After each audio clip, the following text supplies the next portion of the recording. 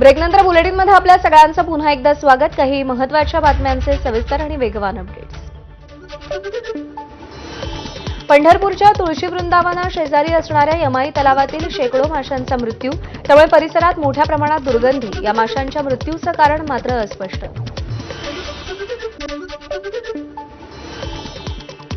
बारामतीतल्या कोऱ्हाळेमध्ये नीरा नदीतील हजारो माशांचा मृत्यू। सोमेश्वर सहकारी साखर कारखान्यातून सोडल्या जाणाऱ्या मळीच्या पाण्यामुळे माशांचा मृत्यू झाल्याचा ग्रामस्थांचा आरोप। याआधीही दूषित पाण्यानं माशांचा मृत्यू।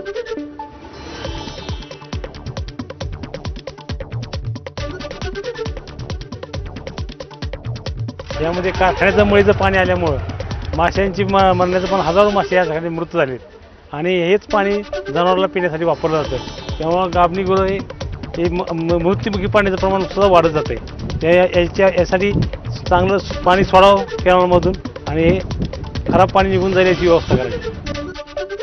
जळगाव जिल्ह्याला अवकाळी पावसाचा मोठा फटका। शेवगाव उत्पादकांचं मोठं नुकसान। भडगाव तालुक्यातील गुढे परिसर सर्वाधिक प्रभावित।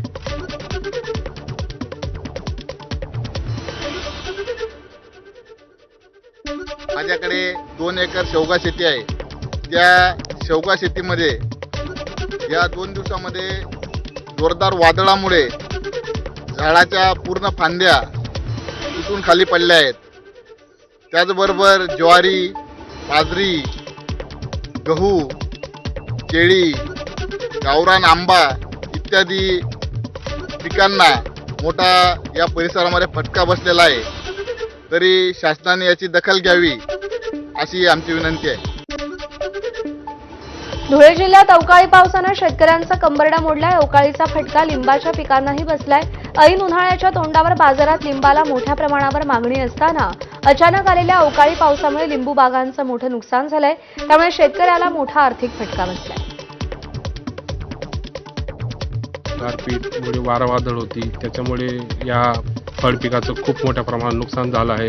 वर्षभर या फळबागेचा आम्ही निगा राखतो, पाणी, खतं, निवारा सर्व गोष्टी करत असतो आणि ऐन वेळेस मोसमात आज बाजारपेठेला लिंबू आज तो मातीमोल झालेला आहे। खूप मोठ्या प्रमाणावर आमचं या लिंबूच्या बागेचं नुकसान झालेलं आहे। तरी प्रशासनाने याची तात्काळ दखल घेऊन लवकरात लवकर पंचनामे करावे व तात्काळ नुकसान जी भरपाई झालेली ती भरपाई आम्हाला शेतकऱ्यांपर्यंत पोहोचावी ही एक प्रशासनाकडे आम्ही मागणी करत आहोत। वाशिमच्या केकतुमरा भागात गारपिटीसह पावसाच्या सरी, त्यामुळे कलिंगड पिकाचं मोठं नुकसान। हातातोंडाशी आलेला घास हिरावल्यानं शेतकऱ्यांचं हजारोंचं नुकसान। नंदुरबार जिल्ह्यात मागच्या 2 दिवसात झालेल्या अवकाळी पावसाचा आणि गारपिटीचा आंब्याला फटका। जिल्ह्यात 62 गावातील 954 शेतकरी बाधित। 832 हेक्टरवर पिकांचे नुकसान। तातडीनं नुकसान भरपाईची शेतकऱ्यांची मागणी। अमरावतीच्या मोर्शी तालुक्याला अवकाळी पावसाचा फटका। तालुक्यातील नेर पिंगळाई गावातील शेतकऱ्यांचं नुकसान। वादळी वाऱ्यामुळे संत्राबागेतील झाडं उन्मळून पडली। शेतात काढून ठेवलेला गहू, उन्हाळी कांदा आणि संत्र्याचं मोठं नुकसान। हिंगोलीच्या सेनगाव तालुक्यातील साखरा, केलसुरा, हिवरखेड परिसरात गारपीट। पावसामुळे हळद पीक भिजलं, उत्पादन घटण्याची शक्यता। तर हळदीसह भाजीपाला आणि फळ पिकांचंही मोठं नुकसान।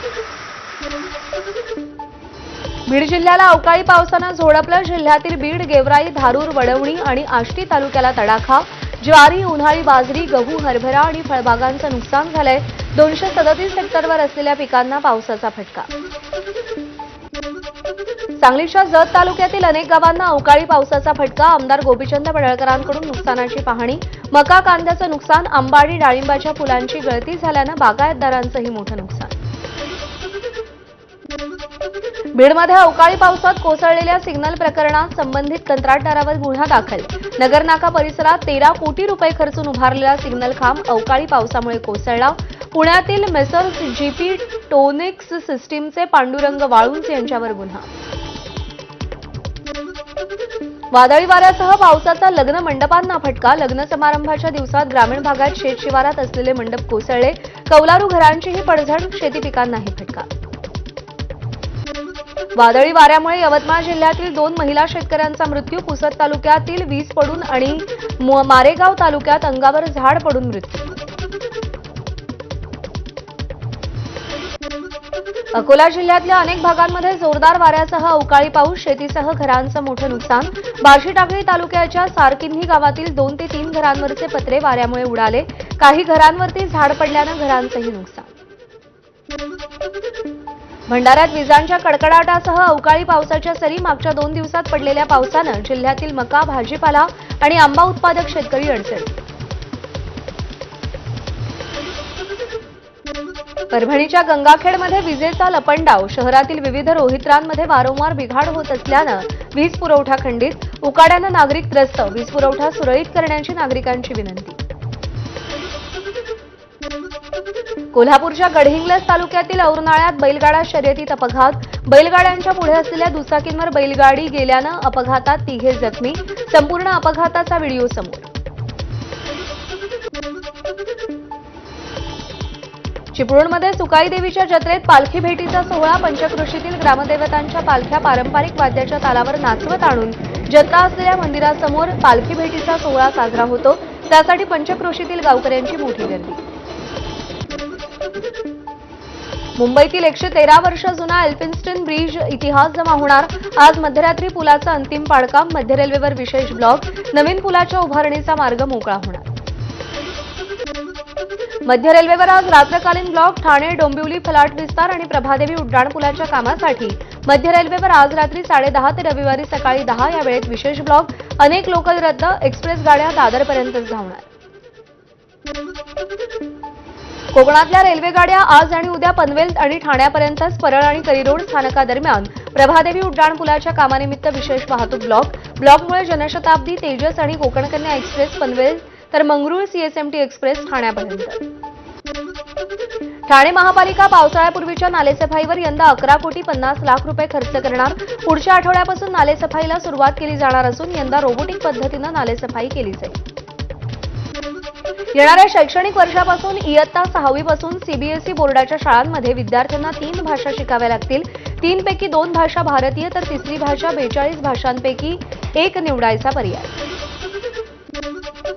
मुंबई महानगरपालिकेच्या दैनंदिन कामकाजाचा वेग वाढवण्यासाठी एआय तंत्रज्ञानाचा वापर करा. पेपरलेस कामावर भर द्या. मुंबई महानगरपालिकेच्या आयुक्त अश्विनी भिडेंचे प्रशासनाला निर्देश.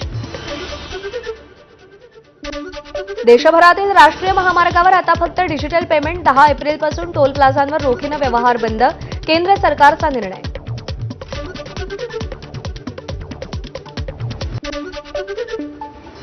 एक महत्त्वाची बातमी मुंबईतून समोर येते. मुंबईमध्ये भरधाव कारनं वृद्धाला उडवलंय. माटुंगा भागात रस्त्याच्या कडेला उभ्या असलेल्या वृद्धाला भरधाव कारनं धडक दिली आहे. सोहराब रुसी कोतवाला असं वृद्ध व्यक्तीचं नाव आहे. आरोपी चालक रामकृष्णन सूर्यनारायणवर गुन्हा दाखल करण्यात आलेला आहे.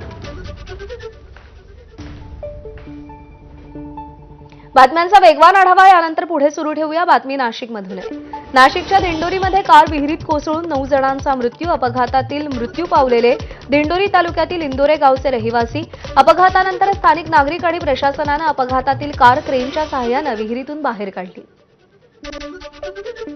दिंडोरीतील अपघात प्रकरणी विहीर मालक राजेंद्र राजे याच्यावर सदोष मनुष्यवधाचा गुन्हा दाखल. खासगी क्लास संचालक सचिन वळजे यांचीही चौकशी होणार. नाशिकच्या दिंडोरीतील विहीर दुर्घटनेत मृत्यू झालेल्यांच्या कुटुंबियांची मंत्री नरहरी झिरवळांनी भेट घेतली. यावेळी स्थानिकांनी झिरवळांना घेराव घालत त्यांच्यासमोर तक्रारींचा पाढा वाचला. अतिशय उंची कमी आहे त्याची. अशा पद्धतीचं सगळ्या ज्यांनी तो स्पॉट पाहिला त्या सगळ्या तरुण मंडळीची एक इच्छा आहे का असं भविष्यात घडू नये. का त्यांच्या घराला त्यांनी कंपाऊंड केलं आहे आणि मग विहिरीला का कंपाऊंड करू नये किंवा नगरपंचायतनं रस्ता हा विहिरीपर्यंत नेऊन तिथंच संपवला आहे. तो जर पुढंपर्यंत असता किंवा नगरपालिकेची जबाबदारी होती तर त्यांनी संरक्षण त्या ठिकाणी करायला हवं होतं. त्या याच्या अगोदरसुद्धा काही जनावरं पडलेत तर त्याच वेळेला ते व्हायला पाहिजे होतं पण झालेलं नाही. ते त्याच्यावर विहीर मालकावर तसा गुन्हा दाखल केलेला आहे. एसी हॉलमध्ये लग्न करण्याचा हट्ट. वरपक्षाच्या अंगलट. हट्टापायी लग्न मोडल्यानंतर वधूपित्याची मारेगाव पोलीस ठाण्यात तक्रार दाखल. नियोजित वर, त्याचे वडील आणि अन्य 4 विरोधात हुंडा प्रतिबंधक कायद्यान्वये गुन्हा दाखल. लैंगिक संबंधांची मागणी करणारा लिपिक भूषण पाटील निलंबित. कल्याण डोंबिवली महापालिका आयुक्तांची कडक कारवाई. महिला कर्मचाऱ्याला करणाऱ्या कामावरून काढण्याची धमकी देत तिच्याकडे शरीर सुखाची मागणी. छत्रपती संभाजीनगरमध्ये ट्रक चोरीला गेल्यानं 26 वर्षीय तरुणाची आत्महत्या. संदेश गवळी यांचा टँकर 1.5 वर्षांपूर्वी चोरीला गेला, मात्र त्यानंतर कर्जाचे हप्ते सुरू राहिल्यानं नैराश्यातून तरुणाची आत्महत्या.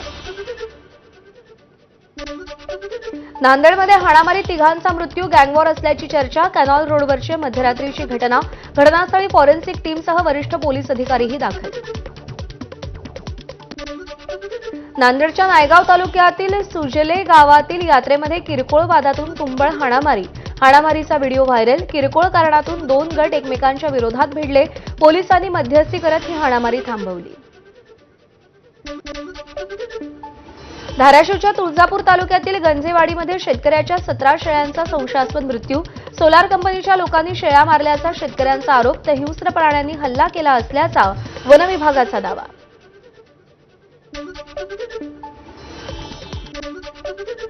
राजकीय वर्तुळातून एक महत्त्वाची अपडेट. जयंत पाटील शरद पवारांच्या भेटीला गेलेत. शरद पवारांच्या निवासस्थानी